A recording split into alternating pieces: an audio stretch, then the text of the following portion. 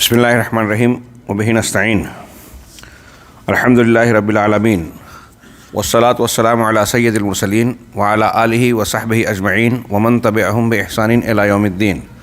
اعوذ باللہ من الشیطان الرجیم. بسم اللہ الرحمن الرحیم. یا ایہا الذین آمنوا لا تتخذوا اليہود والنصارى اولیاء بعضهم اولیاء بعض ومن یتولہم منکم فإنہ منہم ان اللہ لا یہدی القوم الظالمین. شیخ محترم اور حاضرین گرامی، نماز عشاء سے قبل ہم درس میں اخوان المسلمین سے متعلق دوسرے ملاحظے کے تحت اس بات کو جان رہے تھے، پڑھ رہے تھے کہ ان کے یہاں ان کے مؤسسین، مرشدین، اکابرین کے یہاں ولا اور برا کا مسئلہ انتہائی ڈھیلا ڈھالا ہے. اہل سنت والجماعت کے معتبر قدیم اور جدید علماء کرام نے عقیدے کی کتابوں میں ولا اور برا سے متعلق جو احکامات اور تفصیلات بیان کی ہیں، اگر انہیں سامنے رکھیں اور اخوان المسلمین کے مرشدین کا وہ معاملہ جو بطور پالیسی یا ان کے جو بھی نام دیویں کے تحت وہ یہود و نصارہ سے پینگے بڑھا رہے ہیں. حسن البنا یہ کہہ رہے ہیں قرآن کے بیان کے برخلاف کہ یہود سے ہمارا جھگڑا دینی نہیں ہے، جبکہ قرآن یہ بتا رہا ہے کہ یہود آپ کے سب سے شدید ہے عداوت میں، اور یہ کہہ رہے ہیں کہ یہود سے ہمارا جھگڑا خصومت دینی ہے ہی نہیں. شیخ ابن باز رحمہ اللہ نے وجہ کہا کہ ایسے شخص کو توبہ کرنی چاہیے، اپنی توبہ کا اعلان اور اس قسم کے بیان پر شرمندہ ہونا چاہیے. تو بقیہ بیانات بھی آپ نے قرضاوی صاحب اور دوسرے مرشدین کے بیانات کو پڑھا.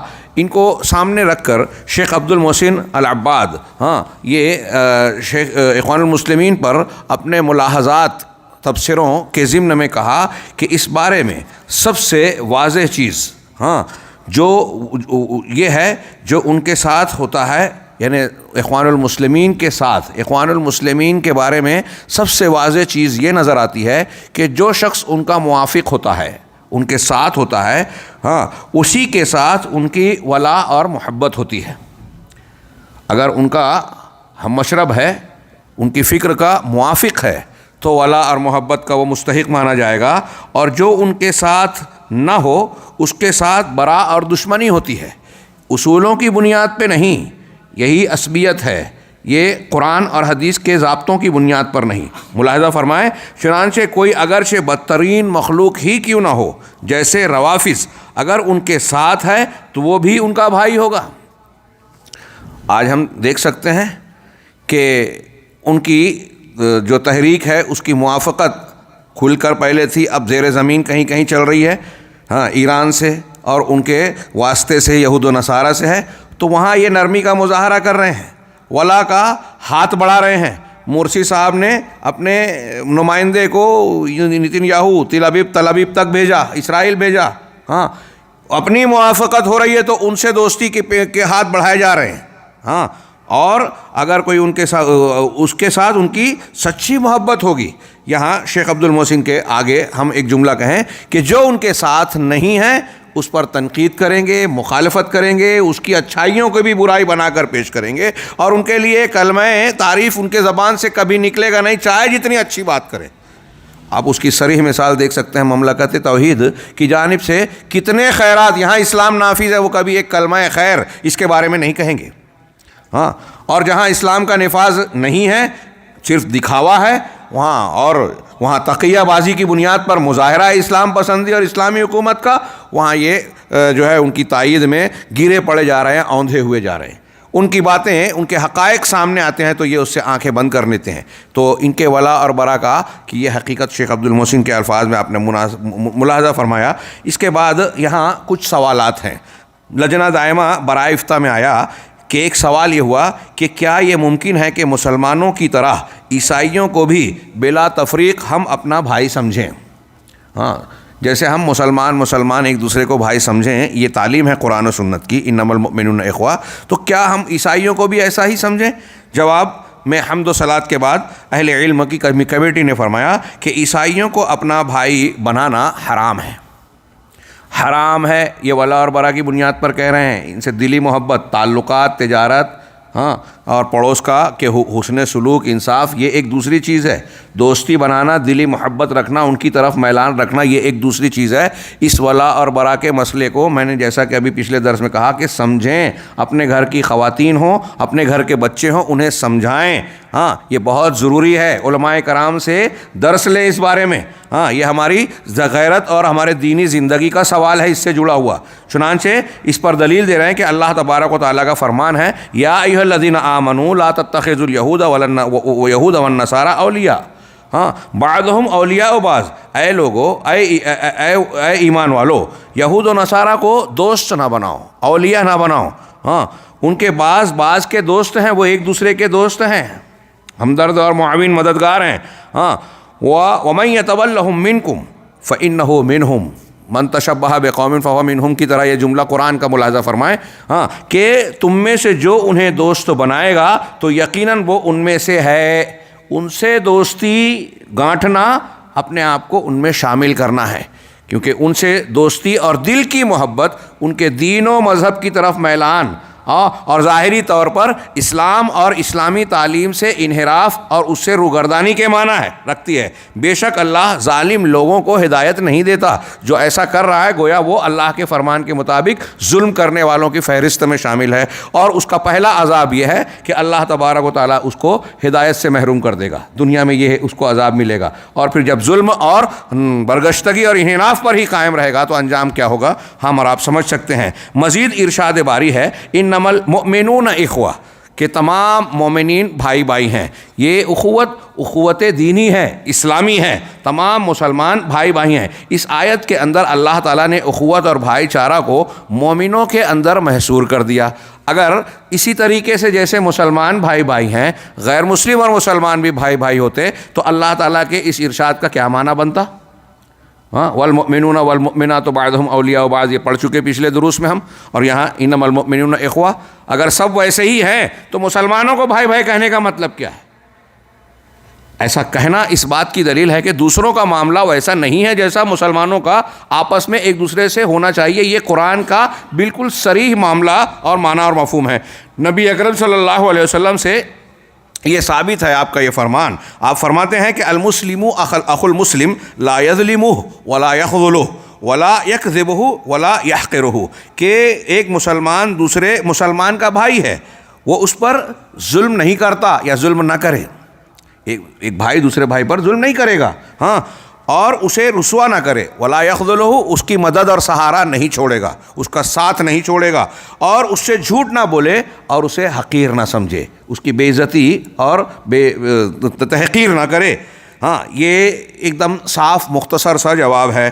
ایک سوال لجنہ دائمہ برائے افتاء میں یہ صراحت کے ساتھ آیا۔ یہ سوال بڑا اہم ہے اور اس سے کئی چیزیں جڑی ہیں، اور اس کا جواب بھی شیخ نے یا لجنہ دائمہ نے بڑی مفصل طریقے پہ دیا۔ میں ایک ایک لفظ یا ایک ایک دلیل کو نہیں دہرانا چاہوں گا، سرسری طور سے اس پر آپ کو گزارنا چاہوں گا۔ لجنہ دائمہ کا سوال، ہاں غور سے سنیے، یہ عالمی سطح پر یہود و نصارہ کی طرف جیسے سوشلزم اور ڈیموکریٹک اباحیت پسندی اور مختلف قسم کے افکار کو ایک مذہب کی شکل دے کر پھیلایا گیا کہ لوگوں کو ان کے دین سے دور کیا جائے، اباحیت کی طرف لایا جائے، اور بطور خاص اس میں مسلمان اسلام اور مسلمانوں کا عقیدہ ولا اور برا اس کا نشانہ تھا کہ مسلمانوں کے ولا اور برا کو مار دیا جائے تو ہم آسانی سے اپنی تہذیب، ثقافت اور اپنے کلچر کو ان پر تھوپ سکتے ہیں، آسانی سے اپنے فکر و خیال کو اس میں ان کو ڈال سکتے ہیں، اور شہوات کے فتنوں اور پھر اس کے ذریعے سے شبہات کے فتنوں میں مبتلا کر سکتے ہیں۔ یہ ایک لمبی کہانی اور لمبی باتیں جو کتابوں کی شکل میں آج ہمارے سامنے مختلف شکلوں میں آ رہی ہیں کہ کس کس راستے سے یہ کوشش کی گئی اور کی جا رہی ہے۔ چنانچہ اسی میں ایک کوشش ہے وحدت ادیان کی بحث۔ یہ ایک تحریک اور مذہب کی شکل میں پھیلائی گئی عالمی سطح پر کہ جو آسمانی مذہب ہے ان کے درمیان جو ہے ایک یگانگت، اتحاد اور ملا کر چلنے والا کام ہونا چاہیے۔ کہتے ہیں کہ کرنل معمر قذافی بھی اسی کا قائل تھا، اور اس کی کتاب جو گرین بک یا الکتاب الاخضر کے نام سے لکھی گئی، میں نے دیکھا نہیں لیکن اس کے بارے میں جو معلومات ملی وہ یہی بتاتی ہے کہ وہ اسی فکر پر بیسیکلی بنیادی طور سے مشتمل ہے، واللہ عالم۔ تو بہرحال یہ وحدت ادیان یا آسمانی کتابوں کو ایک ملا کے چلانا، یہودیت، نصرانیت اور عیسائیت کو ملانا، جس کو یہ جس تناظر میں سوال کیا جا رہا ہے، ہاں ہم نے اخوان المسلمین کے مرشدین کے جو بیانات پڑھے ہیں اس میں اس بات کا اشارہ ملتا ہے کہ وہ بھی اسی کے قائل ہیں، اسی کی طرف اشارہ کر رہے ہیں، یا کم سے کم اس کی راہ ہموار کر رہے ہیں. جیسے انہوں نے حدیثوں کے انکار کی راہ ہموار کی، جیسے انہوں نے ولا اور برا کو قتل کرنے کا اسی طریقے سے گویا ایک راستہ ہموار کیا. چنانچہ یہ کہتے ہیں کہ مختلف، سوال یہ ہے کہ کیا مختلف ادیان، شیخ مترجم نے قوس میں لکھا اسلام، مسیحیت اور یہودیت، عام طور سے یہ فکر پھیلائی گئی کہ تینوں آسمانی مذہب ہیں تو تینوں کو ملا لیا جائے. ہاں، اور سناتن دھرمی آتے ہیں تو وہ کہتے ہیں کہ وید بھی الہامی ہے، اس کو بھی اس سے ملا لیا جائے. بہرحال یہ مختلف ادیان کے درمیان تقارب، ایک دوسرے کے قریب کرنا، نزدیک ہونا، سمجھوتا اور میل ملاپ کرنا، کیا کی دعوت دینا شرعی دعوت ہے؟ یعنی شریعت کے دائرے میں اس کی گنجائش ہے؟ شریعت اس کی اجازت دیتی ہے؟ یہ سوال کیا جا رہا ہے. ہاں، اور کیا ایک سچے مسلمان کے لیے اس طرح کی دعوت دینا جائز ہے؟ میں نے سنا ہے کہ اس طرح کا کام علماء ازہر، جامع ازہر مصر، علماء ازہر اور دیگر لوگ اسلامی جمعیتوں کے ذریعے کر رہے ہیں. اور کیا اسی طرح اہل سنت والجماعت اور ان شیعہ، دروزی، اسماعیلی اور نصیری فرقوں کے درمیان تقارب کی دعوت دینے میں مسلمانوں کے لیے کچھ فائدہ ہے جو اللہ کے ساتھ شرک اور رسول اللہ صلی اللہ علیہ وسلم پر طعن و تشنیع، نیز اسلام اور اہل سنت والجماعت کے ساتھ حقد و حسد اور دشمنی رکھتے ہیں؟ اور کیا اس طرح کی ملاقات، ایک دوسرے سے ملنا اور تقارب شرعاً جائز ہے کہ ہم آگ اور پانی کو اکٹھا کر لیں، سفید اور سیاہ کو ملا دے میں؟ یہ سوال کیا جا رہا ہے. اچھے برے کو، یعنی شیطان اور جبریل علیہ السلام دونوں ساتھ ساتھ چلیں، ابلیس اور جبریل، کیا یہ ممکن ہے؟ تو کہا جواب، الحمدللہ وحدہ والصلاۃ والسلام علی رسولہ وآلہ وصحبہ وبعد. یہ پہلا نمبر، جواب کی 5-6 شکیں بیان کی. ہر ایک میں بڑی تفصیل ہے، لیکن جو میں نے کچھ نشان لگائے ہیں، بعض ضروری امور کو پیش کر کے اس کو میں سمیٹنا چاہوں گا. کہ اولاً ایمان کے اصول وہی ہیں جن کے ساتھ اللہ تعالیٰ نے اپنے رسولوں کو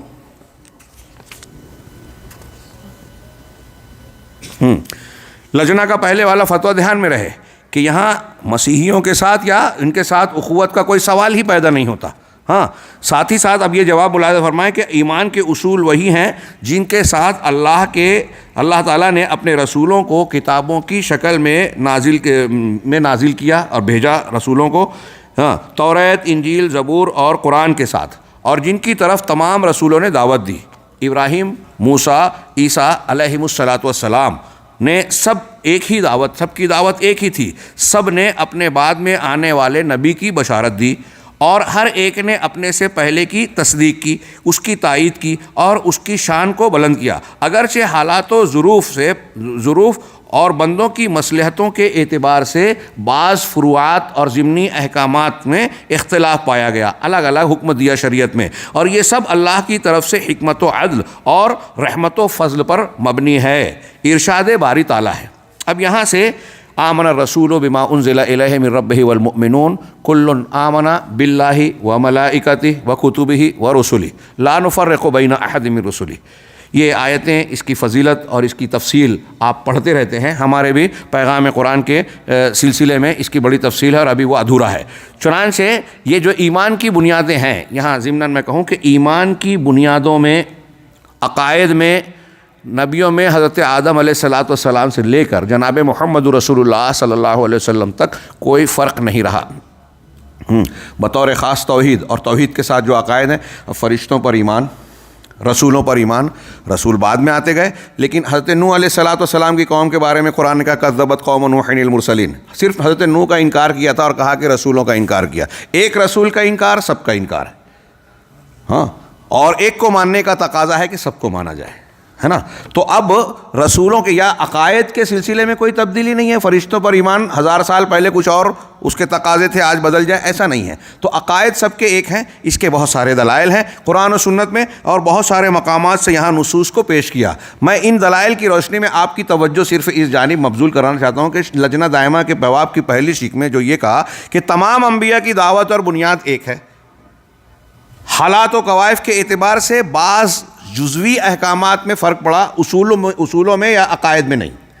اب یہاں ایک سوال ہے، آپ خود غور کیجئے کہ اگر سارے مذاہب کی آسمانی کتاب کی تبدیلیوں تفریق کے باوجود ان سے یگانگت موافقت یا ایک دوسرے کا بھائی چارہ جائز ہوتا تو اللہ تبارک و تعالیٰ بلا وجہ ہر قوم میں نئے نئے نبی کو کیوں بھیجتا؟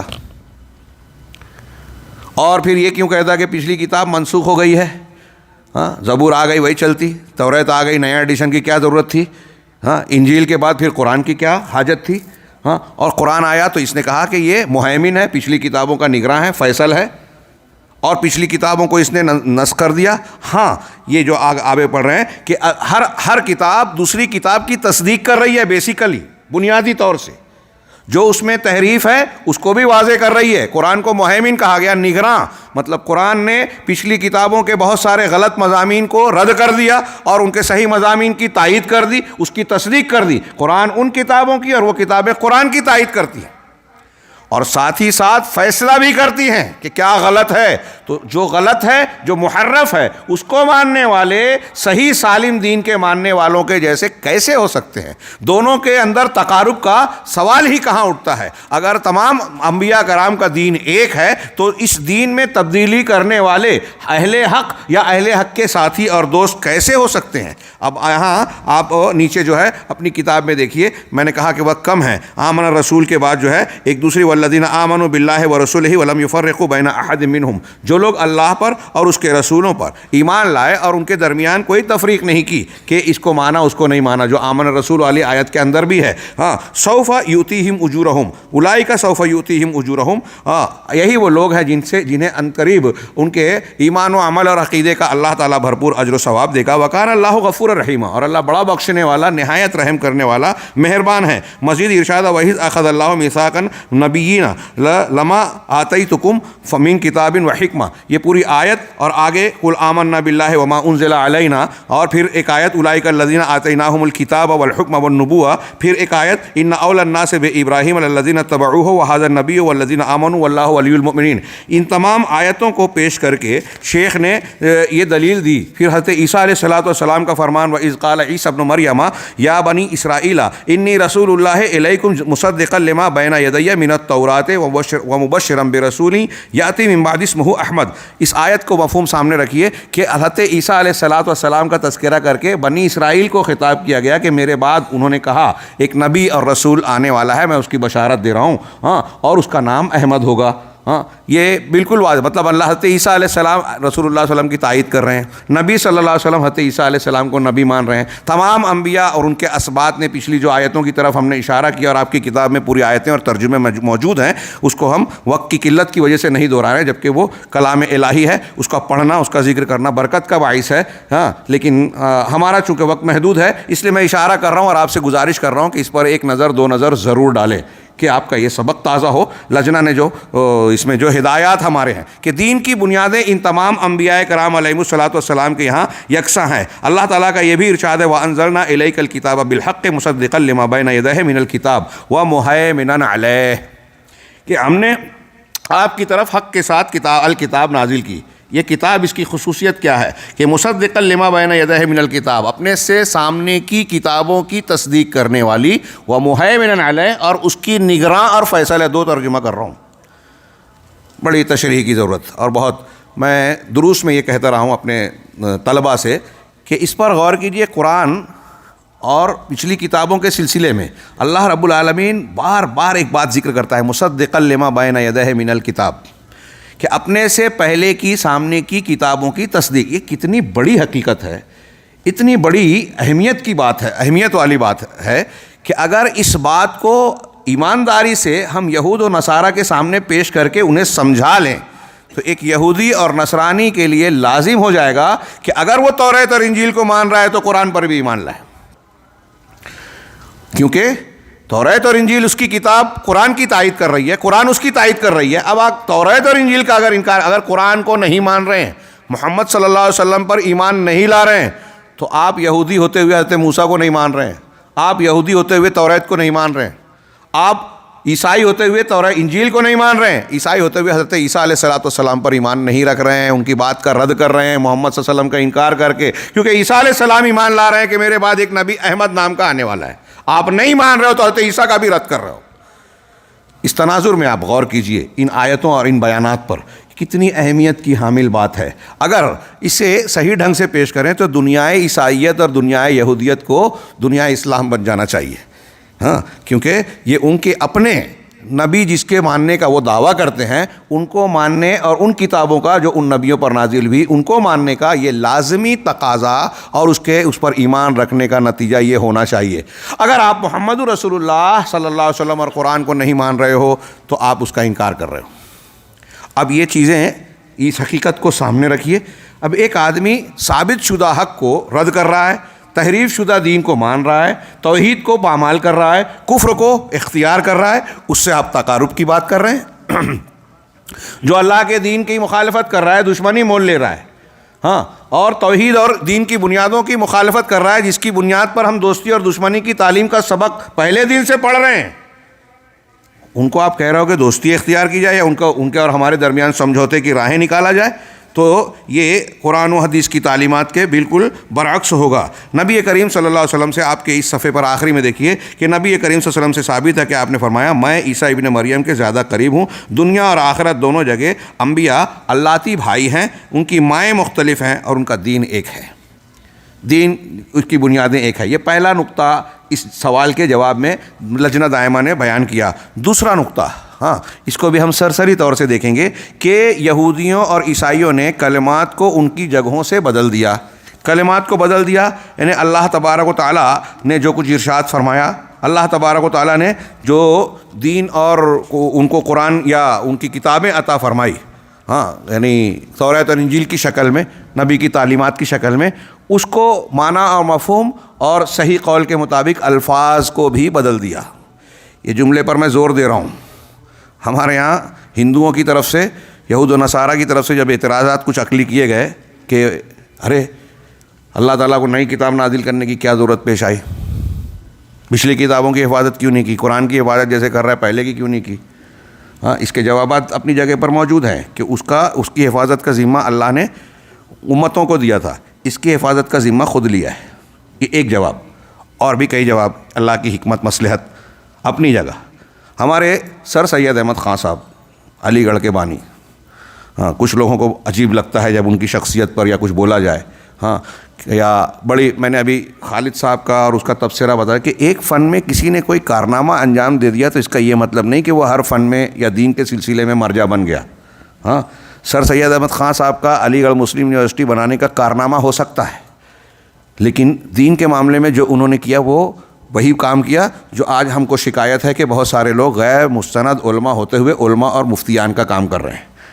انہوں نے بڑی اچھی نیت تھی، ڈاکٹر سر ولیم میور کا جواب دینے گئے، خطبات احمدیہ اور تفسیر احمدی لکھی، انہوں نے معجزات پر، اللہ کے رسول صلی اللہ علیہ وسلم کے شق صدر، معراج، اسراء اور دوسرے معجزات پر اعتراض کیا، تو یہ جواب دینے گئے، جواب دینے کے لیے بڑی محنت کی، لنڈن کی لائبریری تک گئے، لیکن انہوں نے وہ کیا جو ایک مسلمان غیور یا ایمان والا نہیں کر سکتا۔ ہاں، انہوں نے خود نیچری فکر کو اختیار کیا، ہاں، طبعی نیچری، یہ ان کی فکر مشہور ہے۔ نیچریت کو ایک جملے میں بولوں تو نیچریت ایمان بالغیب کی عکس اور ضد ہے، عکس یعنی الٹ۔ آپ ایمان بالغیب اگر رکھتے ہیں کہ اللہ اور رسول اللہ صلی اللہ علیہ وسلم سے جو ثابت ہے، ہماری عقل میں آئے نہ آئے، ہمارے ریسرچ سینٹر پر اس کو ہم ثابت کر سکے نہ کر سکے، ہم مانتے ہیں خبر سچی صادق کی بنیاد پر۔ جیسے ابوبکر صدیق نے کہا تھا کہ اللہ کے رسول اگر کہہ رہے ہیں کہ ایک رات میں بیت المقدس یہاں سے گئے اور وہاں سے معراج آسمانوں کی سیر کر کے آئے، تو چونکہ اللہ کے رسول کہہ رہے ہیں اس لیے میں مانتا ہوں، یہ ہے ایمان۔ ثابت اس کو ایکسپلیشن نہیں کر سکتا، سائنٹیفیکلی اس کو بیان نہیں کر سکتا۔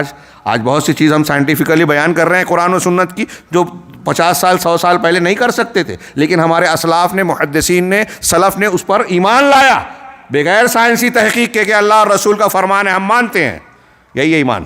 ہاں، جب لوگ مذاق اڑا رہے تھے کہ ایک مکھی کے ایک پر میں جو ہے بیماری اور ایک میں شفا ہے، تو ایک کسی مکھی چوس مولوی نے بنا لی ہوگی بخاری کی حدیث، غلام جیلانی برق نے لکھا، آج وہ زندہ ہوتا تو سائنس والے اس کو توبہ کرنے پر مجبور کرتے۔ ڈاکٹروں نے کہا، محققین نے کہا کہ مکھی کے 2 پروں میں متضاد خصوصیت ہوتی ہے۔ خیر، یہی معاملہ ہمارے سر سید احمد خان صاحب کا، بڑے بڑے ہمارے ہندوستان، پاکستان اور دوسری جگہوں پر گمراہی کی ایک بہت بڑی وجہ کیا ہے کہ لوگ شخصیات سے حق پہچاننے کی کوشش کرتے ہیں، شخصیات سے. کل پرسوں ہم لوگ جو احسا میں تھے وہاں عرب کے ایک عالم نے بڑی پیاری بات کہی, مجھے بہت اچھی لگی. کہا انہوں نے کہ میں نے اپنے لیے ایک قاعدہ بنایا قرآن و حدیث کی روشنی میں سمجھنے کے لیے, کہ پہلی چیز یہ کہ حق اگر دنیا کے سب سے برے انسان کے پاس بھی ملتا ہے, ہاں شیطان کے پاس بھی ملتا ہے, تو اسے لے لو مگر دو شرط کے ساتھ.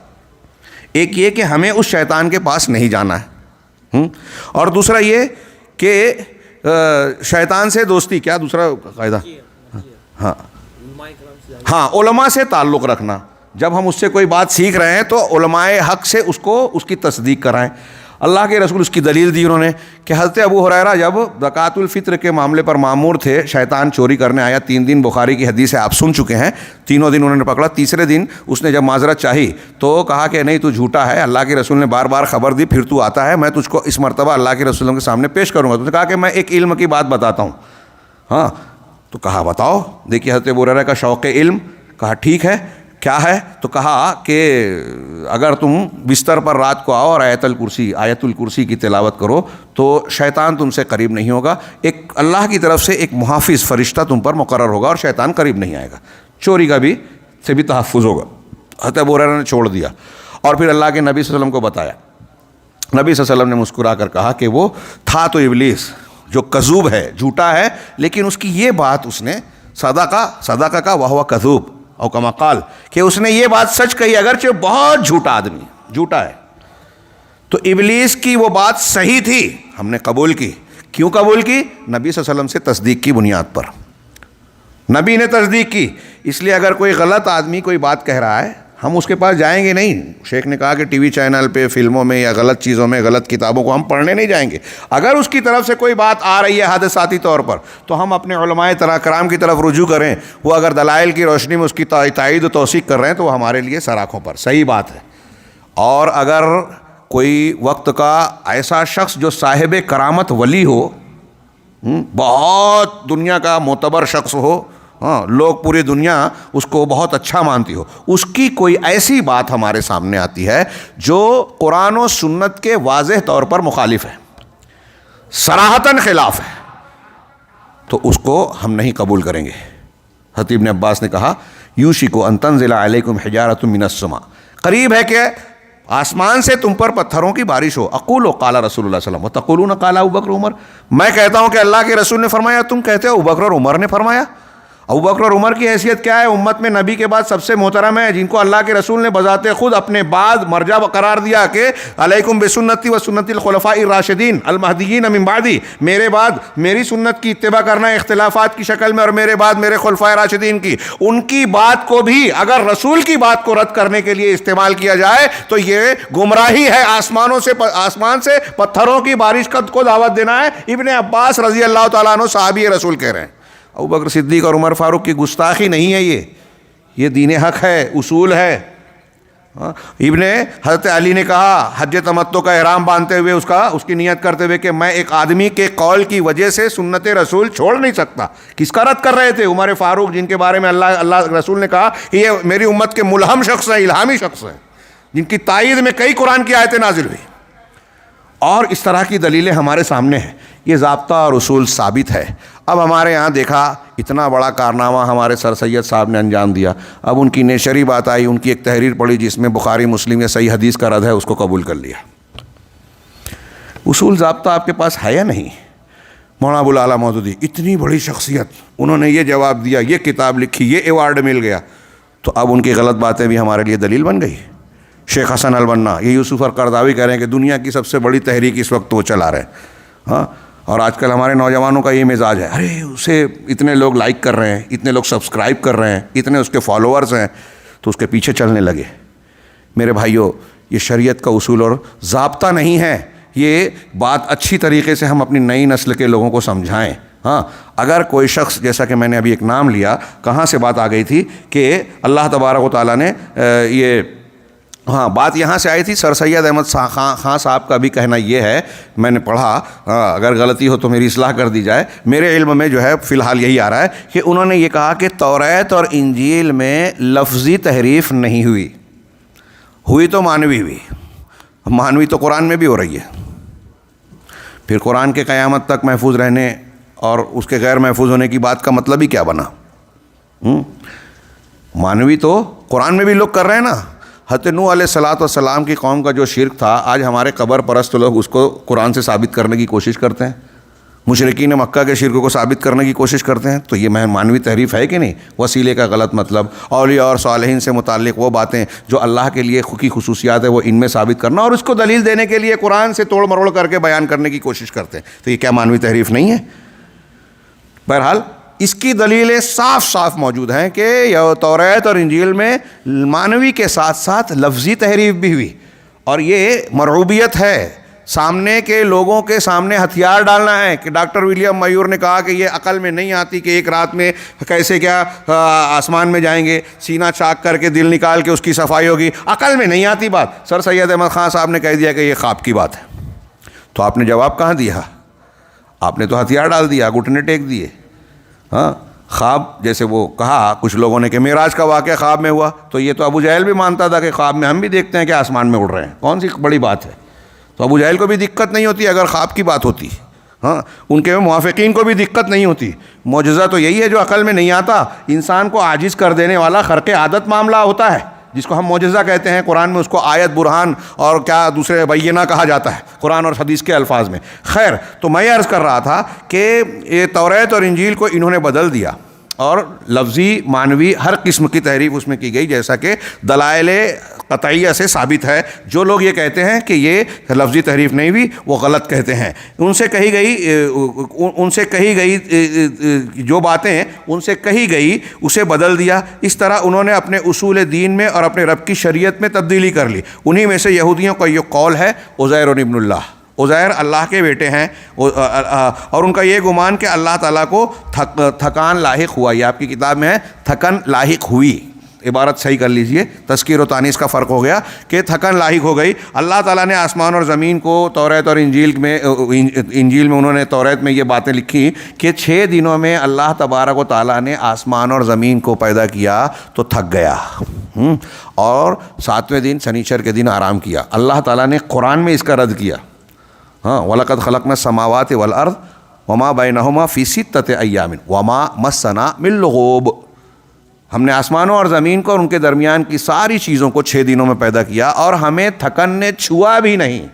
شکستگی، تھکن، لغوب. یہ لغوب جو ہے نکرہ نفی کی سیاق میں ہے، یہ بالکل عموم ہے، نفی میں عموم کا معنی دیتا ہے کہ تھکن کی کسی چیز نے چھوا ہی نہیں. ارے اللہ رب العالمین کو تھکان آ جائے، قدرت میں کمی ہو جائے گی، اس کی قدرت میں کمی نہیں ہے. ہاں، تو کہا ان کے بیچ میں جو کچھ انہیں کہنے لگے، اور شنیچر کے دن آرام کیا، یہ ان کا کہنا ہے. ان کا یہ گمان ہے کہ انہوں نے عیسیٰ علیہ السلام کو سولی دے دی اور قتل کر دیا، اور اسی طرح ان لوگوں نے شنیچر کے دن ہیلا بنا کے شکار کو حلال کر لیا، مچھلی والا شکار کا معاملہ، جبکہ اللہ تعالیٰ نے ان پر اسے حرام کیا تھا. اور ان لوگوں نے شادی شدہ کے حق میں حد زنا کو منسوخ کر دیا. یہ انہوں نے تبدیلی کی تھی. شیخ کیا ہے عبداللہ بن سلام رضی اللہ تعالیٰ عنہ جب یہودی عالم تھے، مسلمان ہو گئے. اللہ کے نبی صلی اللہ علیہ وسلم کو وہ حدیث ہے بخاری مسلم کی، ہاں، زنا کی تعزیر اور حد کے بارے میں بتایا کہ وہ لوگ آ کے کہنے لگے کہا تمہاری توریت لے کے آؤ، تو ہاتھ رکھ کے پڑھو اس میں حد زنا کیا ہے. تو انہوں نے بتایا کہ منہ کالا کر کے جانور پہ جو ہے پھیلانا. یہ حاشیہ پڑھ کے سنا رہے تھے. آج کل ہمارے یہاں متن کو چھوڑ کے، متن میں 8 رکعت ہے اور حاشیے میں 20 ہے، تو 20 والی پڑھتے ہیں متن حاشیے والی. ایسا ہی وہ معاملہ. یہ کس کا طریقہ ہے؟ عبداللہ بن سلام رضی اللہ عنہ نے کہا کہ اللہ کے رسول ان سے کہیے کہ ہاتھ ہٹائیں جس آیت پر ہاتھ رکھا ہے. جب ہٹایا تو لفظ ہے کہ آیت زنا، آیت رجم چمک رہی تھی، کہ زنا کی سزا وہاں بھی رجم تھی، چمک رہی تھی. اس پر ہاتھ رکھ کے وہ چیز جو دیکھیے، یہ دلیل ہے کہ انہوں نے لفظی تحریف بھی کی تھی. چھوٹے آدمی کو یہ سزا دیتے تھے، بڑے آدمی کو یعنی رجم کی، اور بڑے آدمی کو شریف آدمی کیا تو تھوڑی موڑی ہلکی پھلکی یہ کالا چہرہ کر کے تھوڑا گھما پھرا دیا، کچھ تحفہ وفہ لے لیا اور چھوڑ دیا.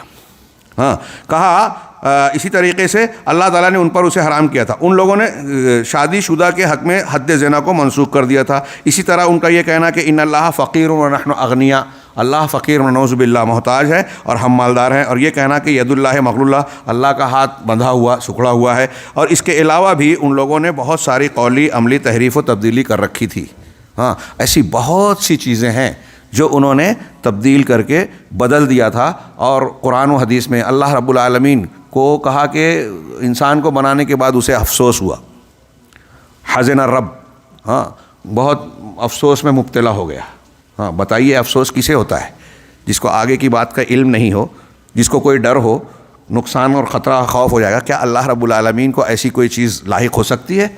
وما قدر اللہ حق قدری۔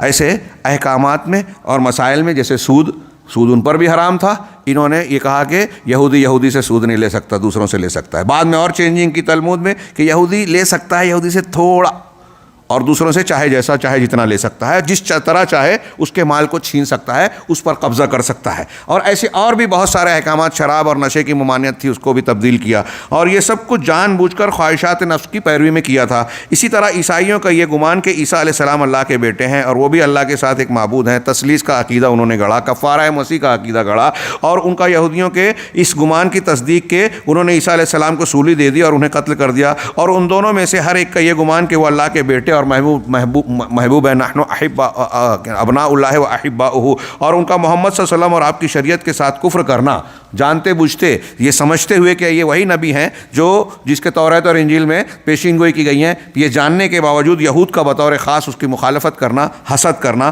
اور ان لوگوں نے خود اسے تسلیم کیا ہے کہ یہ بات ہماری کتابوں میں موجود ہے۔ ان دونوں لوگوں کے ان کے علاوہ اور بھی بہت ساری قابل ملامت، شناعت اور قباحت کی باتیں اور تناقضات موجود ہیں۔ اللہ تعالیٰ نے ان کے بہت سارے جھوٹ، ان کی افتراء پردازیاں، ان کی طرف نازل کردہ شریعتوں اور عقائد میں تحریف و تبدیلی اور ان کی فضیلتوں کو بیان کیا ہے۔ ان ساری چیزوں کو اپنی کتاب محکم میں بیان کیا۔ اب یہاں دیکھیے یہود و نصارہ کی تحریفات کا ذکر جو قرآن میں اللہ رب العالمین نے کیا، اس کی چند آیتیں نیچے بیان کی گئی ہیں۔ ان آیتوں سے میں آپ سے گزارش کروں گا کہ آپ کو کتاب آپ کے ہاتھ میں موجود ہے، اس کا تقاضا یہ ہے کہ آپ کم سے کم گھر جانے کے بعد ایک مرتبہ ان آیتوں کو اور ان کے ترجموں پر نظر ڈالیں۔ فوائل للذین یکتبون الکتاب بایدیہم، دیکھیے یہ جملہ بھی سر سید صاحب اور ان کے ہم نواؤں کا رد کر رہا ہے جو یہ کہتے ہیں کہ توریت اور انجیل میں لفظی تحریف نہیں ہوئی۔ یہ اللہ کہہ رہا ہے کہ ان لوگوں کے لیے ویل ہے جو کتاب کو اپنے ہاتھوں سے لکھتے ہیں، ثم یقولون ھذا من عند اللہ، اپنے ہاتھ سے لکھ کر کہتے ہیں کہ یہ اللہ کی طرف سے ہے، وما ہوا من عند لیشتروا بہ ثمنا قلیلا، ہاں تاکہ اس کے ذریعے سے معمولی قیمت کو خریدیں، حاصل کریں دنیا کو۔ ہاں امام حسن کہتے ہیں کہ پوری دنیا بھی آپ کو مل جائے اللہ کی کتاب بیچ کر تو پوری دنیا بھی آخرت کے مقابلے میں ثمن قلیل ہے۔ ہاں یہ پوری آیت اور اس کا ترجمہ ملاحظہ فرمائیں۔ اس کے بعد ان کا یہ کہنا کہ جنت میں یہود کہتے تھے کہ وہی داخل ہوگا جو یہودی ہوگا، اور نصارہ کہتے تھے کہ وہی داخل ہوگا جو نصرانی ہوگا۔ ہمارے یہاں گمراہ فرقے یہ کہتے ہیں کہ جو شیعہ ہوگا، جو صوفی ہوگا، جو فلاں ہوگا، جو فلاں طریقت اور سلسلے پر چلے گا وہ وہی جنت میں جائے گا۔ یہود و نصارہ ہی کے قول کی طرح ہے، بغیر کسی دلیل کے یہ ان کی خواہش اور تمنائیں ہیں، احوا پرستی ہے۔ اسی طرح اللہ تعالیٰ کا فرمان کہ کونوا ھودن او نصارا، یہ ان کا کہنا تھا یہود وقالوا کونوا ھودن او نصارا، کہ یہودی اور نصرانی بن جاؤ۔ یہاں جملے ہمارے فرقوں کا ڈال لیجئے کہ ہمارے یہاں لوگ کہتے ہیں کہ یہ مسلک والے بن جاؤ، تو کہتے ہیں تہتدوا، اگر یہودی نصرانی بن جاؤ گے تو ہدایت پا جاؤ گے۔ تو اللہ تعالیٰ نے ان کا رد کر کے کہا قل بل ملت ابراہیم حنیفہ، نہیں آپ یہ کہیے کہ نہیں، بلکہ ملت ابراہیمی کو اختیار کرو جو حنیف ہے، یکسو ہو کر چلنے والی ہے۔ مطلب جو طریقہ تم لوگوں نے اختیار کر رکھا ہے وہ ہدایت کا، حنیفیت کا، ابراہیم کی ملت کا طریقہ ہرگز نہیں ہے۔ یہ جملہ خود لجنہ دائمہ کے کا استدلال ہے ان کے اس سوال کا کہ کیا تقارب ادیان ہو سکتا ہے، سب کو ملا کے چلا جا سکتا ہے، یہ اللہ تعالیٰ کا جواب ہے کہ ایسا نہیں ہو سکتا۔ یہودیت اور نصرانیت ملت ابراہیمی اور حنیفیت کے ساتھ نہیں چل سکتی۔ قرآن کی اس آیت پر آپ غور کیجئے، اس کے ترجمے پر غور کیجئے۔ آگے مزید کچھ ارشادات ہیں، وَإِنَّ مِنْهُمْ لَفَرِيقًا يَلْوُونَ أَلْسِنَتَهُمْ بِالْكِتَابِ، کہ یہود و نصارہ میں یہود کی کچھ جماعت ایسی ہے جو اللہ کی کتاب کے ساتھ اپنی زبانوں کو موڑتی ہے، لِتَحْسَبُوهُ مِنَ الْكِتَابِ، تاکہ تم کو ایسا لگے، گمان ہو کہ یہ کتاب کا حصہ ہے، وَمَا هُوَ مِنَ الْكِتَابِ، حالانکہ وہ کتاب کا حصہ نہیں ہے۔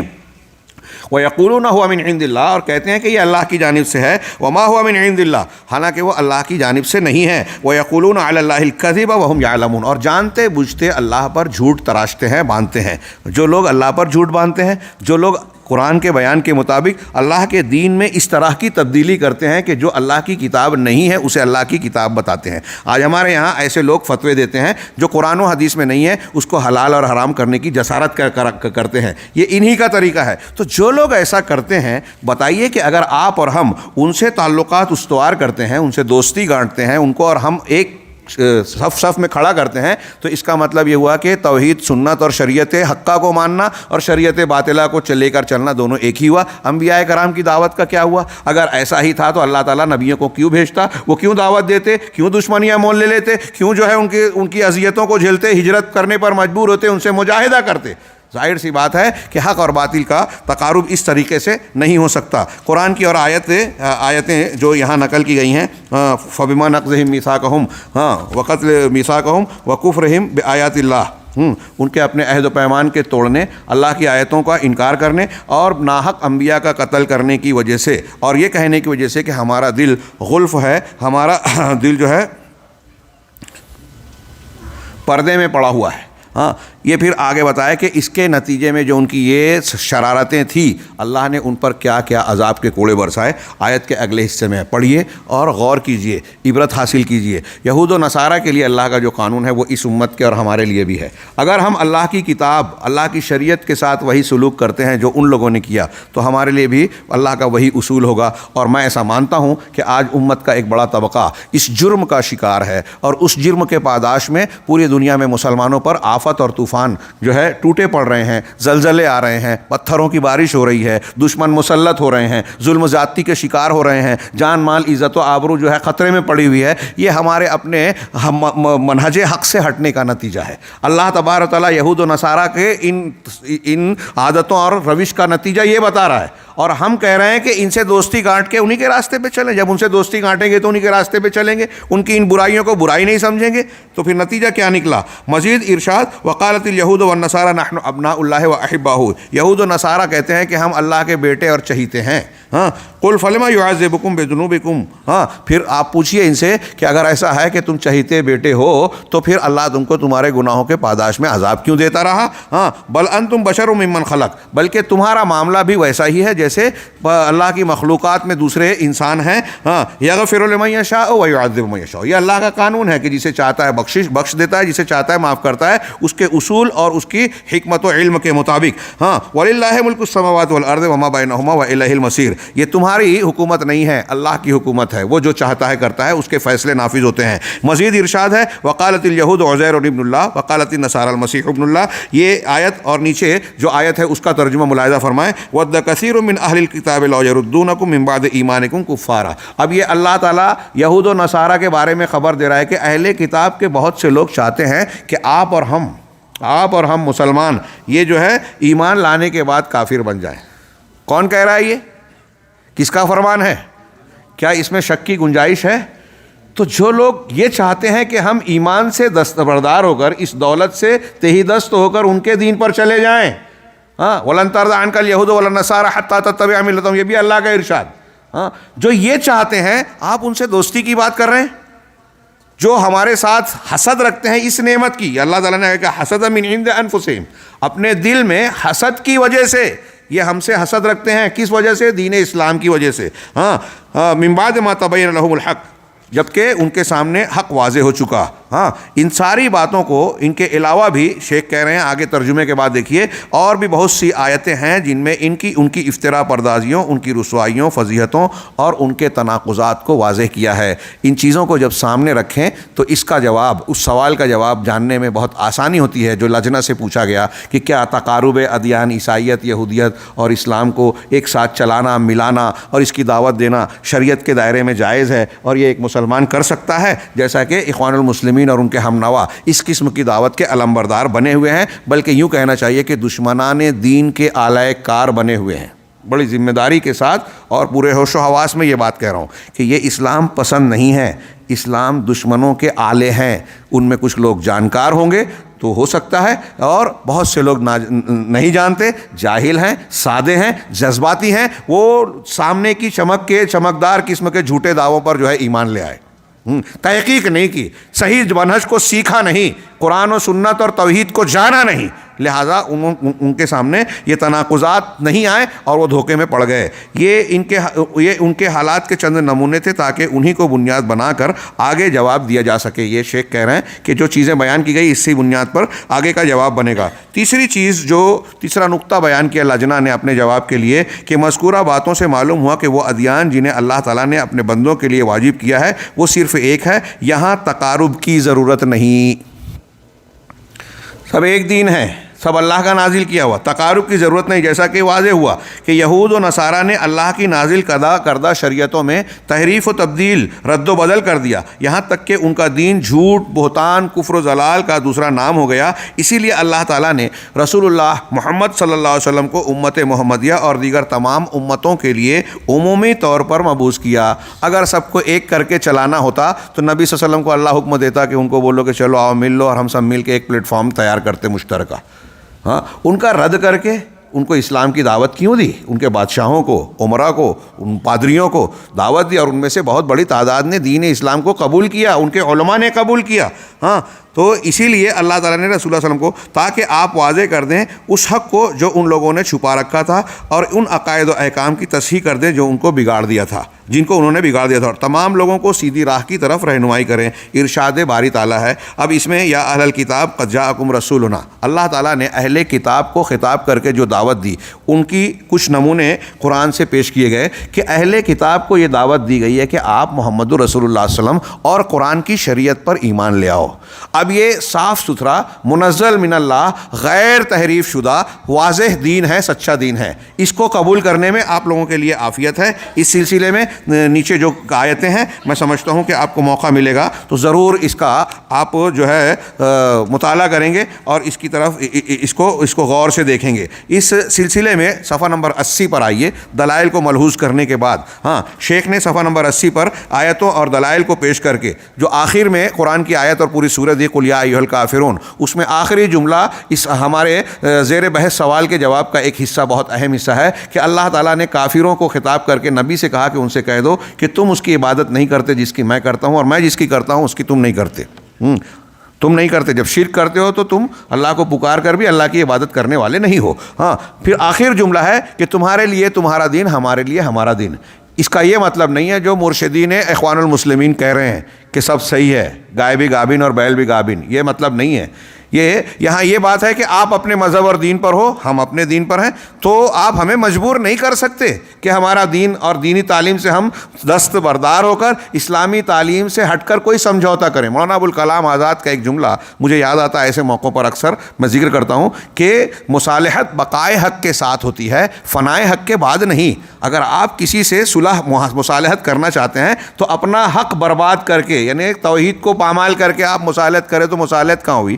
آج کل ہمارے یہاں یکجہتی اور مصالحت یا رواداری کے نام پر ایسی ہی تعلیم دی جاتی ہے۔ تو شیخ نے ابوالکلام آزاد رحمہ اللہ نے کہا کہ مصالحت بقائے حق کے ساتھ ہوتی ہے، فنائے حق کے بعد نہیں۔ اب شیخ کا اس سورہ کے بعد جو تبصرہ ہے، اب ایسی صورت میں اگر کوئی اسلام اور یہودیت و نصرانیت کے درمیان اتحاد اور تقارب کے لیے سوچتا ہے تو گویا وہ حق و باطل اور کفر و ایمان جیسے دو نقیضین کے درمیان تقارب اور اتحاد کی کوشش کرنا چاہتا ہے، اور اس کی مثال اسی طرح سے ہے جیسے شاعر نے کہا ہے کہ اے سریا سے سہیل کا نکاح کرنے والے، یہ دو ستاروں کا نام ہے، ایک سریا ایک سہیل۔ ہاں، اے سریا سے سہیل کا نکاح کرنے والے، یہ دونوں ستاروں کو ایک ساتھ ملانے والے، ہاں یعنی دونوں کو ستاروں کو ایک ساتھ کو ملانے والے، اللہ تیری عمر دراز کرے، یہ دونوں کیسے مل سکتے ہیں؟ سریا ستارہ شام کی طرف نکلتا ہے اور سہیل یمن کی طرف، ہاں ندی کے دو کنارے ہیں، کبھی مل ہی نہیں سکتے، تم ان دونوں کو ملانے کی ناکام کوشش کیوں کر رہے ہو؟ یہ آخری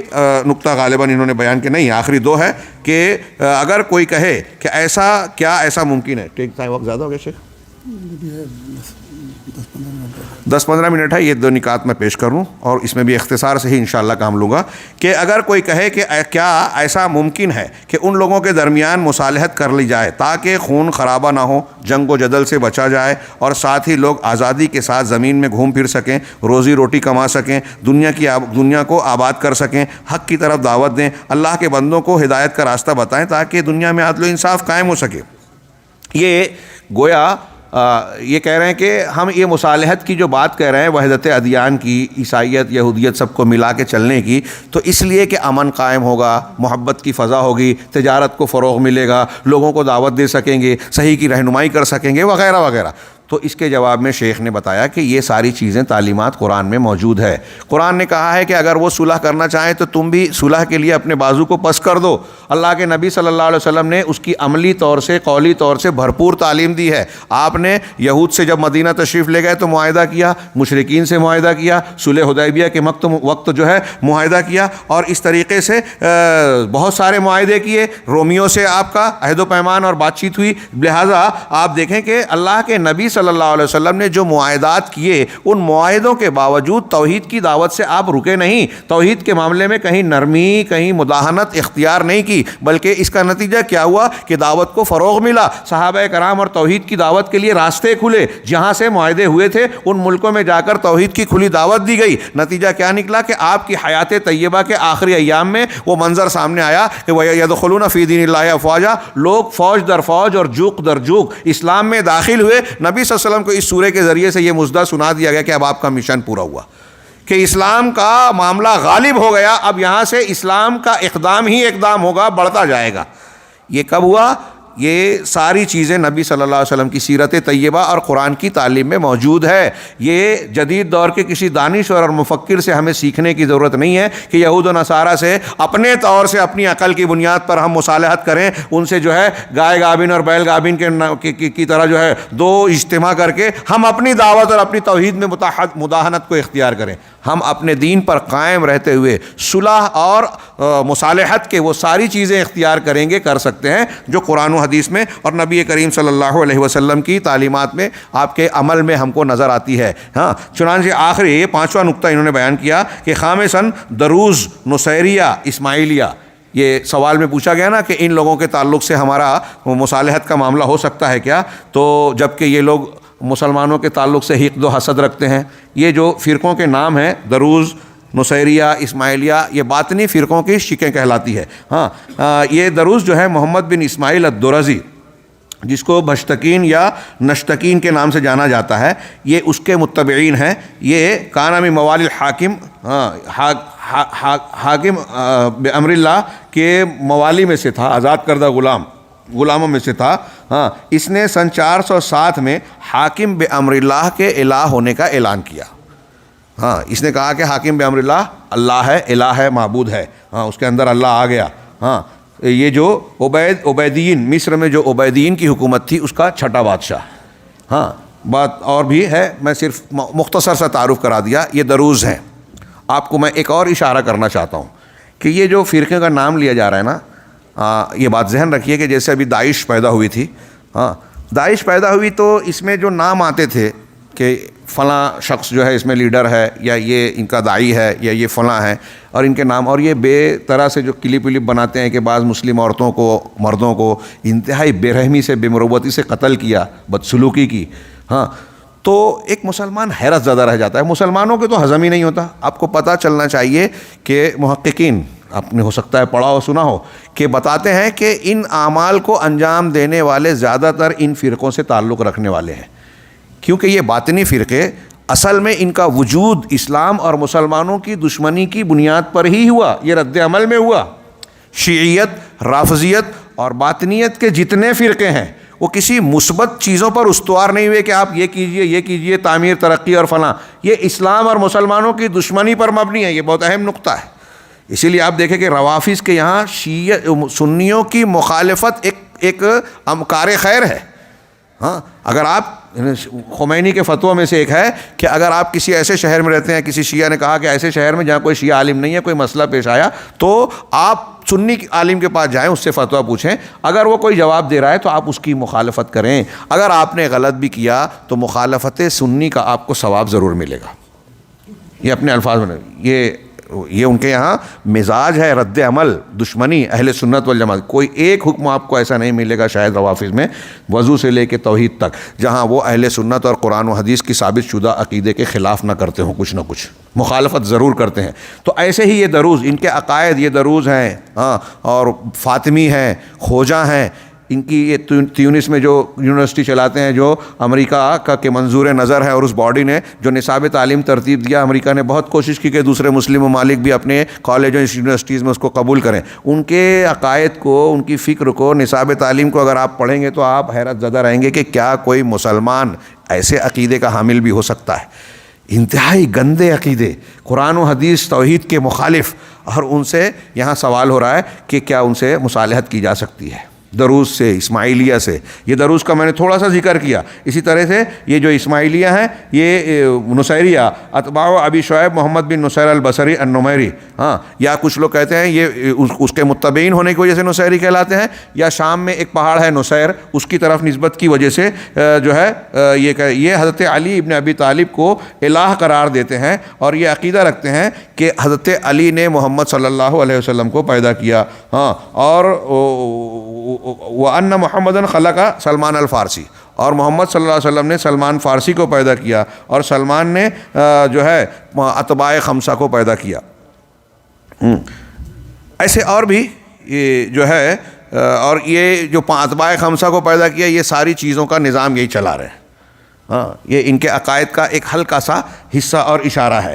اسی طریقے سے یہ لوگ جو ہے شراب کو بڑی تعظیم کرتے ہیں کہ بہت قیمتی اور اہم چیز ہے، ہاں، اور اس کو نور کا معنی دیتے ہیں. صحابہ سے بغض رکھتے ہیں اور خلفائے ثلاثہ کی پر لعنت بھیجتے ہیں. اس کے علاوہ اور بھی بہت ساری خرافات ہے. ہاں، اور پھر اس کے علاوہ جو اسماعیلیہ ہیں، یہ ایک فرقہ ہے. بعض لوگ کہتے ہیں کہ اسماعیلیہ ایک فیڈریشن ہے، اس کے تحت کی مختلف شاخیں ہیں جس میں کرامتہ اور یہ لوگ شامل ہیں. یہ باطنی فرقہ ہے. یہ وہی کرامتہ احمد طاہر جس نے کعبہ پر حملہ کیا، معتمرین اور حجاج طواف کرتے ہوئے کو قتل کیا، حجر اسود کو اکھاڑ کر 20 سال 18 سال دوسری جگہ رکھا. ہاں، اور وہ کعبہ میں قتل عام کرتے ہوئے کہتا تھا کہ این طیران ابابیل، طیران ابابیل، جگ در جگ پرندے کہاں ہیں، ہاں، جو ابرہہ کے لشکر پر آئے تھے. تو اس طرح کی حرکتیں کرنے والے اور ایسی بدعقیدگی اختیار کرنے والے یہ لوگ عبد الرحمن ابن ملجم، ہاں، یہ جو کیا کہتے ہیں خارجی ہیں، یہ اسماعیلی غالباً یا دروز، اس میں نے نوٹ کیا ہے. ان کا ایک عقیدہ یہ ہے کہ یہ ان کو جو ہے عبد الرحمن ابن ملجم کی بڑی تعظیم کرتے ہیں. جیسے رافضی حضرت عمر بن خطاب کے قاتل ابو لولو فیروز کا مزار بنایا، وہاں لوگ زیارت کے لیے جاتے ہیں، طواف کرتے ہیں. ہاں، یہ اسماعیلی جو ہیں یہ امامت کو جعفر اور ان کے بعد ان کے بیٹے اسماعیل کی طرف منسوب کرتے ہیں. اور ان اسماعیلیوں کے کئی فرقے ہیں جس میں کرامتہ بھی ہیں جن کا میں نے ذکر کیا، اور ان کو سبعیہ کہا جاتا ہے، اور بھی کچھ فرقے ہیں. بہرحال یہ ان لوگوں کا ہلکا سا تعارف کرنے کے بعد جو ہے کہ یہ لوگ جو ہیں دروز، نصیریہ، اسماعیلیہ اور ان کے طریقے پر چلنے والے بابیہ اور بہائیہ، یہ آج کے دور میں باب اللہ، بہا اللہ کی اولاد جو مصر سے پیدا ہوئے، ہاں، اور ان کا عقیدہ غیر مسلموں کی طرح ہے. ہاں، سب شریعت کے عام طور سے یہ قرآن کو اور شریعت کے احکامات کو منسوخ قرار دیتے ہیں. ہاں، تو ان کے پیروکاروں نے نصوص دین کے ساتھ کھلواڑ کیا اور اپنے لیے ایسی شریعت بنا لی جس کا حکم اللہ نے نہیں دیا، اور ان لوگوں نے تحریف و تبدیلی میں یہود و نصارہ کا راستہ اختیار کیا، خواہشات نفس کی اتباع میں، اور فتنوں کے پہلے سرغنہ اور بدعت کے سردار عبداللہ بن سبا حمیری کی تقلید میں مسلمانوں کے اندر گمراہی پھیلانے اور اختلاف ڈالنے کی خاطر. چنانچہ اسلام کے اندر اس کا فتنہ پھیل گیا اور اس کی وجہ سے شر و فساد عام ہو گیا. بہت سے گروہ اس کے فتنے میں مبتلا ہو گئے. چنانچہ اس کی وجہ سے مسلمانوں کے اندر اختلاف و انتشار پھیل گیا. اس طرح سچے مسلمانوں اور ان جماعتوں اور گروہوں کے درمیان اتحاد و اتفاق کی دعوت کبھی مفید نہیں ہو سکتی. دیکھیے جواب کا نتیجے کا جملہ آ رہا ہے کہ ان کے درمیان اتحاد و اتفاق کرنا اور ملنا یہ کبھی مفید نہیں ہو سکتی. یہ کوشش ہمیشہ ناکام رہی ہے، کیونکہ حق سے دور ہونے میں، الحاد و کفر اور گمراہی میں مبتلا ہونے میں،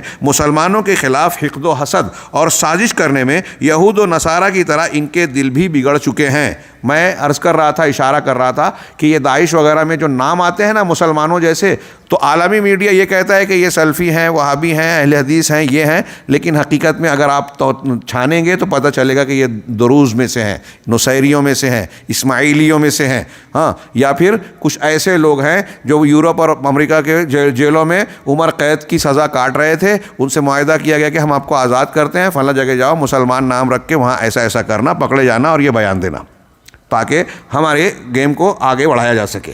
یہ دہشت گردی کا کھیل، مسلمانوں کو بدنام کرنے کا کھیل، ایسی چیزیں رپورٹوں کی شکل میں بعض آ چکی ہیں. ہاں، تو یہ یہود و نصارہ کی طرح ان کے دل بھی مسلمانوں کے خلاف بگڑ چکے ہیں. گرچہ ان سب کے مسلک و مشرب الگ الگ ہیں، ہر ایک کے مقاصد اور اہداف مختلف ہیں. ان کی مثال اس بارے میں یہود و نصارہ کا مسلمانوں جیسے ہے کہ یہود و نصارہ اگرچہ الگ الگ مذہب رکھتے ہیں لیکن مسلمانوں کے تعلق سے ان کا موقف ایک جیسا ہو جاتا ہے، ایک دوسرے کے مددگار ہوتے ہیں. آخری پیراگراف میں کہتے ہیں کہ اس سلسلے میں دوسری عالمی جنگ کے بعد مصر کے اندر علماء ازہر نے ایرانی رافضی قمی کے ساتھ تقارب و اتحاد کی کوشش کی تھی، اور اسی کے ساتھ کچھ سچے مسلمان بھی دھوکہ کھا گئے تھے جن کے دل صاف تھے. ان لوگوں نے ایک میگزین بھی نکالا جس کا نام مجلۃ التقریب رکھا. غزالی صاحب نے اپنے بیان میں اس کا ذکر کیا، لیکن جلد ہی ان کی سازش کھل کر سامنے آ گئی. اخوان المسلمین کے بعض لیڈران نے اس بات کا اعتراف کیا کہ ہم نے شیعوں کے ساتھ جو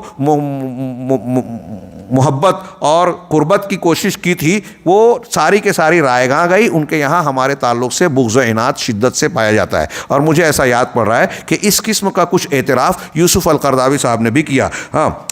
سازش کھل کر سامنے آئی. لوگ کن کے دھوکے میں پڑے ہوئے تھے، کہ یہ لوگ کن کے دھوکے میں پڑے ہوئے تھے؟ نصارہ سے اور یہ رافضیوں سے دھوکہ کھایا. اسی لیے جلد ہی یہ جماعت ناکام ہو گئی، اور اس میں کسی تعجب کی بات نہیں، کیونکہ سب مختلف اور افکار متضارب ہیں، الگ الگ ایک دوسرے سے تضاد. جب ان کی بنیاد ہی اسلام دشمنی پر ہیں تو آپ سے دوستی کیوں کریں گے، محبت کیوں کریں گے؟ دل میں بغض رکھنا ہی آپ کے خلاف ان کا ایمان ہے. ابوبکر صدیق، عمر فاروق اور صحابہ کرام پر لعنت بھیجنا، گالی دینا جب ان کے ہاں کار خیر اور اجر و ثواب کا کام ہے تو وہ اس کو چھوڑ کر آپ کے ساتھ گنہگار بنیں گے ان کے عقیدے میں. اور ان کو جب وہ ملعون قابل لعنت سمجھتے ہیں تو ہم کو اور آپ کو کس خانے میں رکھیں گے؟ ہاں، ابوبکر اور عمر پرست کہتے ہیں ہمیں.